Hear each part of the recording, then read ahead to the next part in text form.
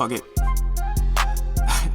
I don't have an intro made, so let's just do some wannabe gangster shit real quick. Fuck it. Let's go.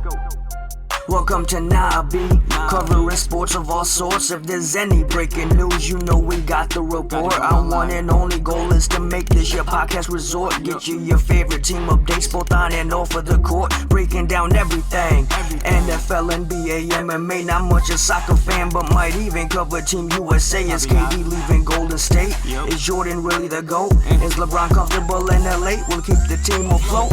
If GSP fights Khabib, will he fight him toe to toe? And a Wilder Fury rematch, who's always gonna go? We'll cover everything and anything you wanna know. Whatever it may be, we'll break it all down on the show.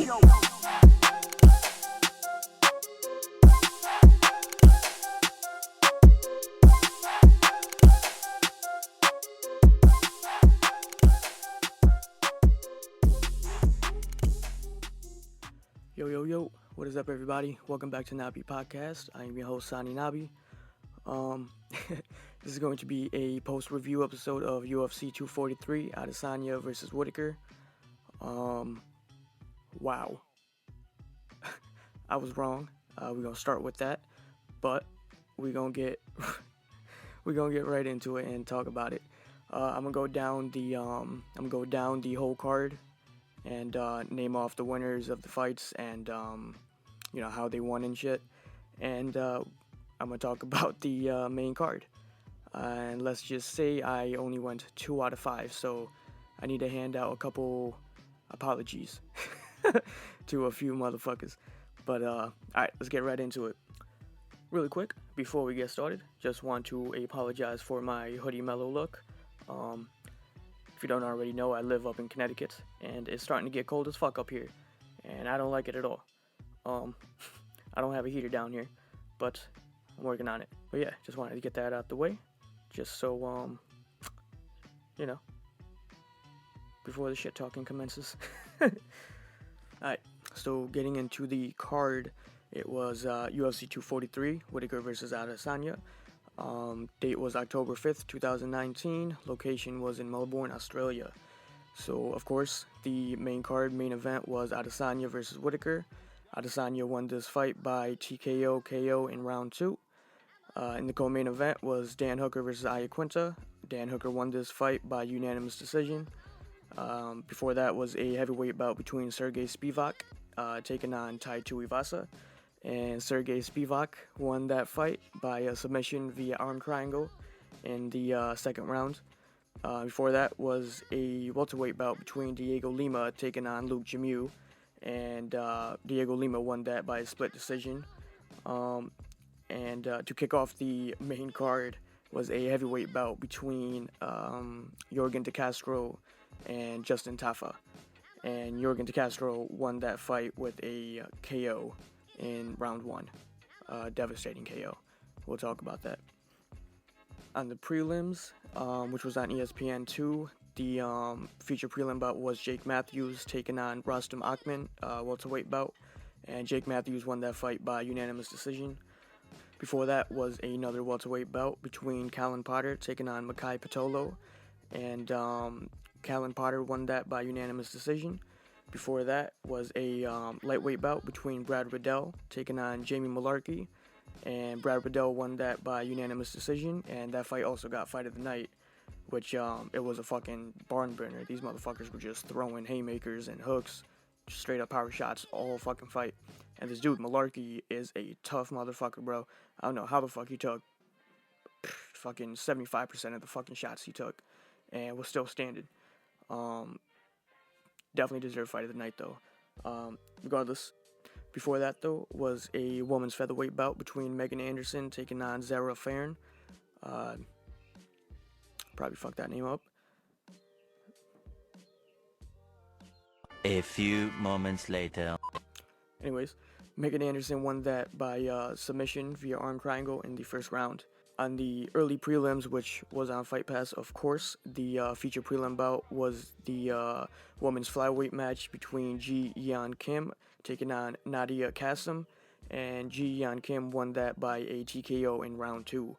I was watching the beginning of that fight, like round 1, And in between round 1 and 2, I went out to walk my dogs really quick. I come back in, and the fight is over, and Cam got the TKO.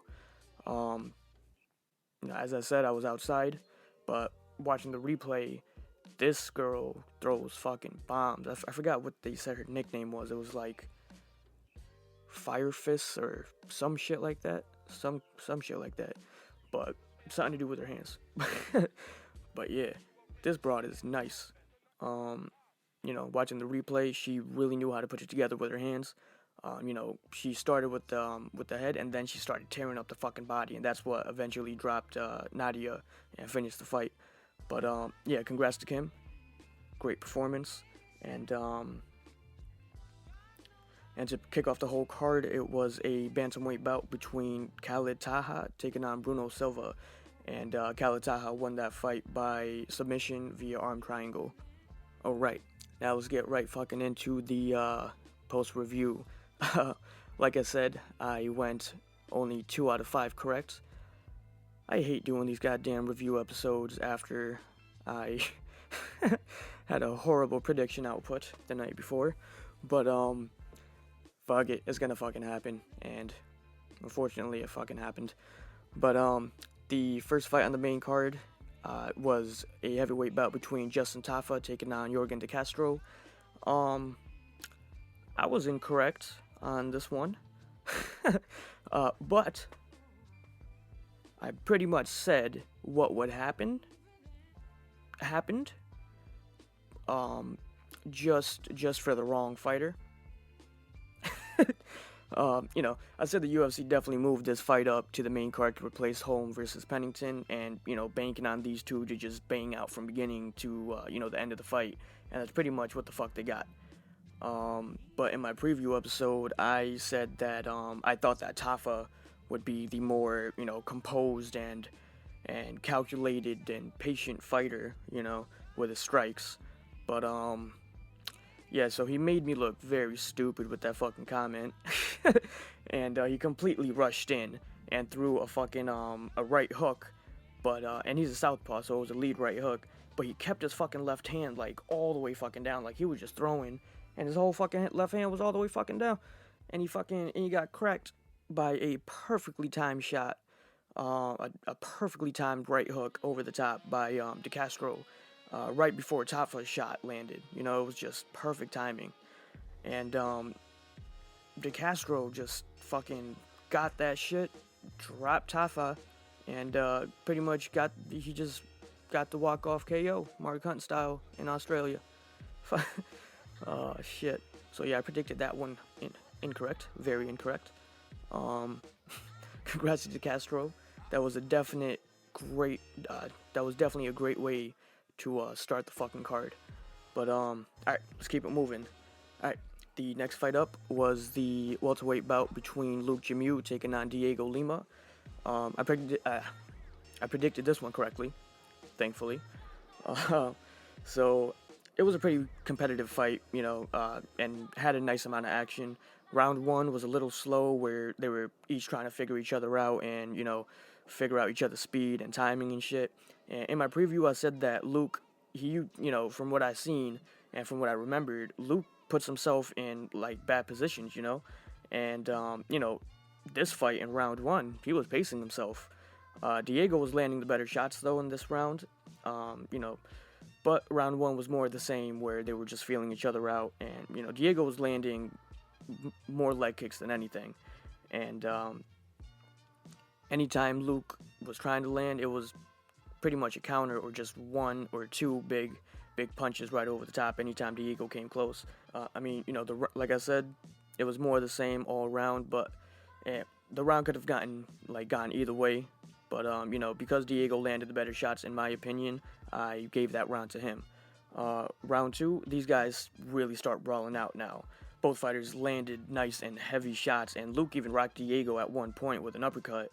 But the most significant shot of the round was a heavy fucking leg kick landed by Diego that I believe he got a knockdown with it. I have to look at the stat. But he definitely took him off his feet with the fucking leg kick. And also landed the significant leg kicks, like, all around. mean, Luke landed some leg kicks as well, along with some nice head strikes, but this round was a clear round for Diego. He just made Luke, go after him the whole fucking fight, the whole round, and every time he came close, Diego was just chopping down his fucking leg. And in my opinion, Luke had nothing for him this round, so I clearly gave that one to Diego. Round 3 was more the same of round 2. Diego fighting smart and targeting the leg with kicks over and over and over. And Luke could not get on the inside, and every time he tried, Diego just got right out of the way and started kicking the fucking leg again. Luke was a warrior, though, you know what I mean? He definitely showed me that he belongs, he's tough as fuck, dude. He was taking these leg kicks and just kept fucking coming forward, But honestly, he just got outdone by Diego this whole fight. And the patient approach that Luke came in with, instead of, coming in with the rushing attacks and shit, it did not work for him, So I don't know if he might have to go back to that risky style that he's known for, but who knows? Something has to happen, because this whole patient and pacing style was not his thing. But yeah, so more of the same. The fight ends, and I gave it to Diego, 30-27 decision, and so did 2 of the judges. But one of the judges had the absurd nerve to fucking give the fight to Luke. And all respect to Luke, because like I said, the dude's fucking tough, and he came to fucking fight. But that's just fucking ridiculous. I don't know how the fuck he got one judge to give him that fight, but that's not right.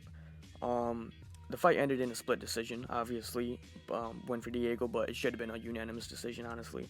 Alright, moving on to the next fights. It was a heavyweight bout between Tate taking on Sergei Spivak. I was very fucking wrong with this one in my prediction. But let's get right into it and talk about it. Round 1 starts off with a touch of the gloves, and Tate drops Spivak with a leg kick, but instead of jumping on him like he probably should have, he lets Spivak up, and they touch gloves again and they start throwing hands. And Tate tries to throw another leg kick, but Spivak grabs the leg and gets a quick takedown. But Tate gets back up not long after, and Sergei gets Sergei up against the fence, and starts landing some pretty big shots, but then goes for a leg kick again and gets his leg grabbed and gets taken down once again, very easily. Got back up, but got hip tossed like 20-30 seconds later, so got taken down again. But he got up just to get taken down again one more time, and that's pretty much the whole fucking round. The round ends, and 5 takedowns obviously clearly won the round for Spivak. Round 2 starts, and Sergei gets the takedown again, maybe 30 seconds into the fucking round. Tate gets back up and starts backing Sergei up with pressure. Sergei goes in for another takedown, but Tate defends it at first, but then eventually gets taken down again. Halfway into the round, and Sergei gets top mount, starts landing some, heavy elbows that eventually opened up Tate's eyebrow. And, as I thought, the, ref was about to jump in and stop the fight, from ground and pound, Sergei he jumps over and locks in a fucking head and arm triangle, and that's what, eventually ended the fight. And Tate didn't tap at all. He just went out and just went to sleep. But, I thought this was a bad matchup for Sergei. If you've seen my my preview and prediction episode, but this boy showed me I was wrong as fuck, and he was a very bad matchup for Tate. I always say fighters with a heavy wrestling-based style is the future of MMA. And if he fights patient and tactical like this from now on, and not rushing in like he did against Walt Harris and got knocked the fuck out, he could be a real fucking problem in this heavyweight division, but regardless, shut me the fuck up big time. Congrats to him on the win though, and let's move on before I keep embarrassing myself. Alright, moving on to the co-main event. It was a lightweight bout between Dan Hooker taking on Iaquinta. I predicted this one correctly, thankfully, because if I went 1 out of 5, that would have sucked. But yeah. So round 1, both come out boxing right away, with each landing a few leg kicks, but mostly a boxing match. Iaquinta showed an old Chad Mendes technique, which I thought was really cool because you don't see many fighters do this anymore, of pretending to shoot for a takedown and throw a heavy shot right over the top, like shoot in, fake, and Chad usually shoots in, fakes, and goes for an uppercut right up the middle. But the way Iaquinta was doing it, he was shooting, faking, and throwing shots over the top instead. In the first round, he didn't land any of them flush. But, I just thought it was cool that he was even doing it. A weird moment happens where Iaquinta grabs a leg when Dan threw a leg kick and, shoots for a takedown. And the ref, it looked like the ref was, getting ready to, I think he even said stop or some shit at one point. It looked like he was getting ready to, put a pause in the action or some shit. I don't know what the fuck was going on. But Iaquinta didn't give a fuck. He just, shoots right through and eventually got the fucking takedown. And the ref just let it roll. And nothing came of that. But, it gets on the ground. But Dan reverses position and starts landing elbows to the side of the head of Iaquinta. And very fucking mean ones. And it looks like the ref is getting ready to stop this fight. Looks like he's going to do something again, and it looks like he was going to stop it, for a TKO for Dan. But Iaquinta gets in a better position in time, just so he didn't get stopped. But right after that, he gets mounted and takes some shots. And then he's able to turn his back, but he gives his back up and then lets Dan lock in, or at least attempt and attack a rear naked choke. Sorry. But Al eventually is able to get back on the feet, but once he gets back on the feet, Dan starts tearing Iaquinta up with leg kicks, over and over and over, and eventually drops him with a few. And for the rest of the round, it was more the same with leg kicks and for Dan, and the round ends. It was a kind of a close round, but a pretty solid round for Dan in my opinion. But definitely closer than what a lot of people would probably think. But I think the leg kicks, especially the ones that took Iaquinta off of his, took his legs right out from underneath him, I think those are what really did it for Dan. Round 2 was much more fun and competitive, with Al living up to his nickname and straight up came out raging and very aggressive, even getting hit with leg kicks again. But, he was taking that one shot to get in and land multiple shots, and even landed a few flush shots off of that fake takedown technique that I was talking about earlier. And he landed, I think, 3 or 4 good punches over the top off of that fake. The punch stat shows up really quick on the screen, and it shows that Iaquinta has more strikes in the round by 4 or 5 strikes, and Iaquinta starts winning the round significantly, in my opinion, you know what I mean? And near the last minute of the fucking round, out of nowhere, Dan lands a fucking beautifully timed right hook right over the fucking top that completely, drops Iaquinta. Dan gets on top and tries to finish the fight, but Iaquinta is able to get his wits back and is able to survive the round. But because of that knockdown, obviously a clear round for Dan, probably a 10-8. But because Iaquinta was winning that round, and Dan got that knockdown right at the end, pretty much, it's hard to judge. But I definitely give that round to Dan though. Round 3 starts, and Iaquinta knows that he needs a finish and comes out aggressive as fuck. But Dan plays it smart and lets Iaquinta chase him around and just pop Iaquinta with the jab, just all round, knowing that he's up 2 rounds, or at least thinking that he's up 2 rounds, and just being smart and just pretty much coasting through the round. Besides some more solid leg kicks. More of the same, and Al is still trying to attack, but time runs out, and I had it 30-27 for Dan, and the judges felt the same, and Dan got the unanimous decision win. After that, John Anik interviewed Dan, and Dan, I don't even think he answered John Anik's question. I wasn't even really paying attention, honestly. I was watching the Triple G fights. If I remember correctly, I don't think Dan answered the question and just straight up called out Poirier. He wants to fight him in New Zealand in 2020. I like it. That's an awesome fight. So sign me up to watch. But it was very random. But I like it. If that's the fight that might happen, I'd like to see it. Great matchup, great stylistic matchup. But I guess today's Sunday, the day right after the event, I guess Dustin Poirier responded and he said, I'm fighting the Irishman. So, keep fighting, or, keep getting your rank up or some shit, something along those lines. I'll put the tweet up here somewhere. All right. Moving on to the main event of the evening, it was the middleweight title bout between Israel Adesanya versus champ Robert Whittaker.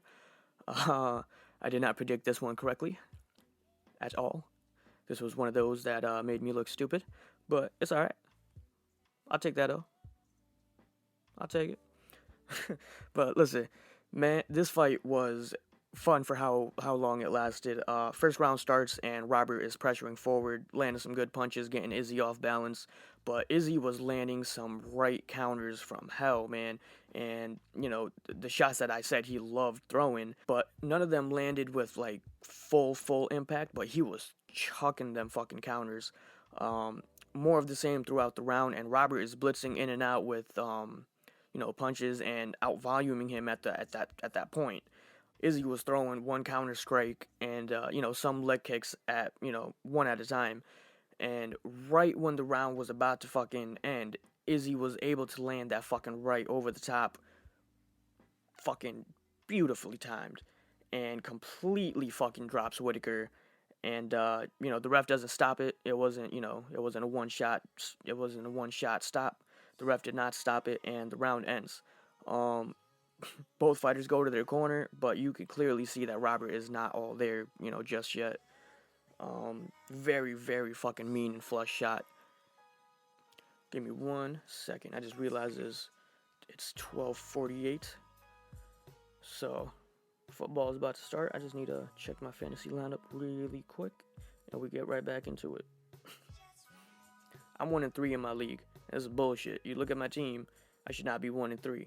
But, yeah, so don't judge me. I need to win this fucking week.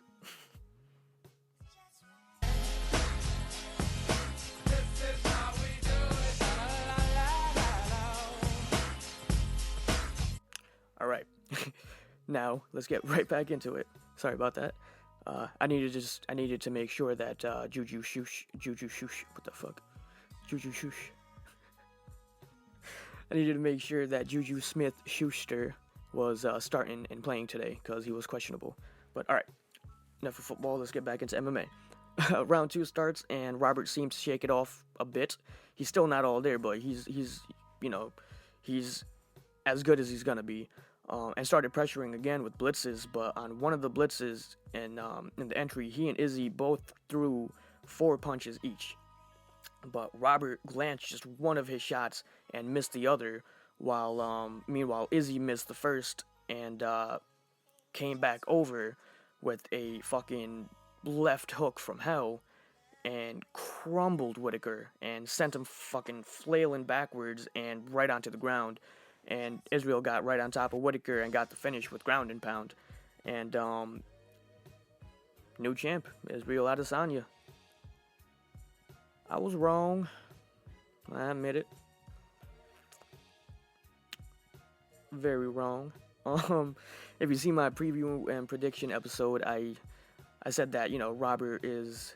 I always thought, and I still think, that Robert is a bigger and, better version of Kelvin Gastelum. And because Kelvin's style had Izzy in trouble at some moments in their fight, I thought it would be, somewhat more the same this fight. And it was kind of getting there, but, nah. But I also said in the preview and prediction episode that I had no problem with whoever wins this fight. You know what I mean? I picked Robert to win, but that's just based off of style, the stylistic matchup. But like I said, I had no fucking problem with whoever won this fight, because it sets up great matchups for both of them in this fucking stacked middleweight division, But if I'm going to be, like, completely fucking honest, in that last sequence, if you watch it, I don't know if that was like a lucky fucking left hook that was landed, or like, because if you watch that sequence, that last shot that he landed, it seemed like he wasn't even looking, you know, like his eyes were closed, it seemed. I don't know if his eyes was like starting to swell up and he like it looked like they were closed, but from what I saw and from what I remember, it looked like his fucking eyes were closed and he was just like fucking, you know, and the fucking left hook fucking landed and completely crumbled Whittaker. You know, so I don't want to say lucky shot, but it was, you know, I don't know. I don't want to sound like an asshole, but I don't want to sound biased or anything, because like I said, I'm 100% with okay. I'm 100% okay with Israel winning this fight. But that sequence, it was a weird sequence. Yeah, that last left hook, it didn't even look like he was fucking looking. But regardless, that takes nothing away. You know, I'm not taking anything away from him, because at the end of the day, it happened, it landed, and that's all that fucking matters. You know what I mean? Pretty unfortunate for Robert, obviously, that's how it ended. But honestly, both fighters were like, in my opinion, both fighters were kind of sloppy and careless in that last sequence. But Israel was the one that, you know, landed the shot that fucking mattered. You know, like, one just paid for it, the other one got paid for it. It is what it is, though. I was hoping for more of a war, and, you know, like I said, it was definitely like going towards that before this whole ending. But another thing I wanted to bring up too, if you've seen like the open workouts and even the weigh-ins, Robert came in a lot bigger this fight than he's ever came into a fight.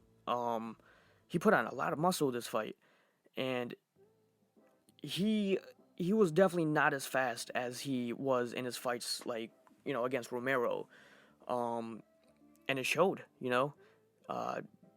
Israel was just timing those counters, and, you know, Robert he's usually in and out and quick enough to get away before the counter shot is even thrown. And Robert was, you know, he was his usual bouncy on the feet style, but you could just see it that he was just not as fast as he usually was this fight, and it definitely had to do with all that muscle that this boy put on, man. But like I said, that's not an excuse or anything. What happened. Israel is a new champ. Congrats to Israel. And this middleweight division is about to start getting very fucking interesting. Moving on from this fight, you know, Costa and Israel is obviously and probably the fight that's gonna happen. Unless, you know, the UFC does some fucking ridiculous shit and matches up Israel with John Jones. They better not. And they better make Costa versus Israel, because that's obviously the fight to make right now, especially for that division. You don't need to hold it up right after you got a new champ, you know. But yeah, I would like to see, you know, obviously that fight, because that's the fight to make, Israel versus Costa, and I'd like to see Kelvin versus Whittaker. That fight was supposed to happen, but, you know, Whittaker got injured and it got called off. But you know, I say they should make that fight now, and put both bouts on the same card, you know, and put that shit in New Zealand. You know, I think like I mentioned earlier, Dan Hooker said that there's an event in New Zealand. So what? Put all three of those fights on that fucking card, bruh. Sold, fucking sold. But yeah, that's what I would like to see moving forward. I apologize to Israel. Yeah, I underestimated. And not even underestimated. Like, I don't think he's overrated or anything. I know he's a beast, and I know he's a problem. I just thought that, you know, this style of fight would be bad for him. But those fucking counters, man, those goddamn counters. He is nasty. He's a sniper. You know, there's no other way to put it.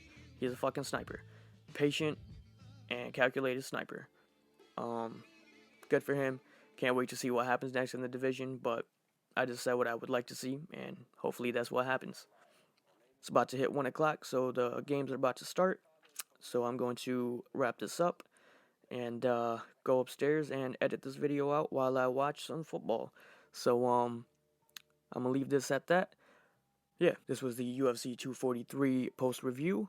This was Nahh B podcast. I'm your host, Nahh B, and I will see you motherfuckers next time.